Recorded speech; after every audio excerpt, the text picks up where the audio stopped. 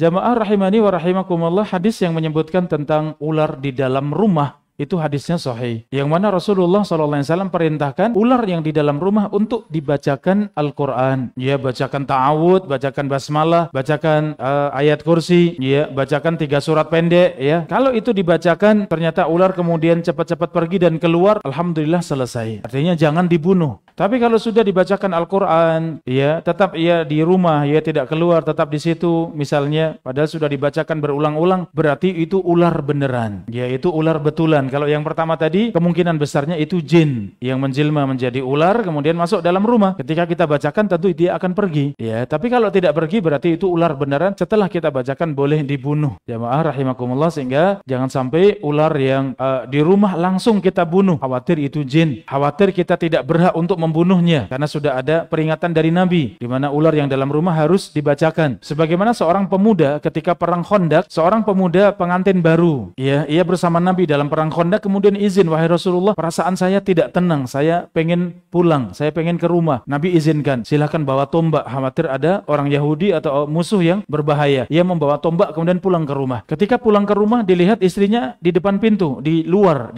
rumah, maka ia marah besar, hampir-hampir ia bunuh istrinya. Kok bisa, ya, istri di luar rumah? Artinya ada apa ini? Mungkar sekali buat orang Arab, ya. Harusnya dalam rumah terjaga. Kalau di luar rumah bahaya, mungkin ini itu dan seterusnya, ya. Sehingga istri kemudian mengatakan, silakan lihat di rumah, silakan lihat di atas tempat tidur ada sesuatu. Ia pun masuk, ternyata ada ular besar melingkar di atas tempat tidur. Ia pun kemudian segera menusuk dengan tombaknya ular tersebut, kemudian bergulat dengan ular. Kata perawi, tidak ketahuan siapa yang mati duluan di antara ular dengan sahabat tersebut. Dua-duanya mati. Ya, maka faedah dari hadis ini, jamaah rahimakumullah, dan di Madinah pada waktu itu sangat banyak yang namanya jin ular. Sehingga sunnahnya kalau ada ular dalam rumah, bacakan Al-Quran. Sehingga yakin ia mendengar Al-Quran, mendengar bacaan kita. Kok tetap di dalam, berarti ular beneran. Tapi kalau mendengar kemudian segera ia bergerak dan kemudian keluar, biarkan, itu berarti mungkin dari bangsa jin, ya. Sehingga kita biarkan. Demikian jamaah, khusus fikih ular di dalam rumah. Kalau ular di luar rumah, yaitu dianggap ular, semuanya ular biasa. Kalau pengen bunuh, dan itu sunnah, ya, di antara yang diperintahkan untuk dibunuh adalah ular, maka baca ta'awud, ya, ucapkan a'udzubillahi minasyaitonirrajim, bismillahirrahmanirrahim, kemudian silahkan bunuh, ya, kalau itu takut membahayakan.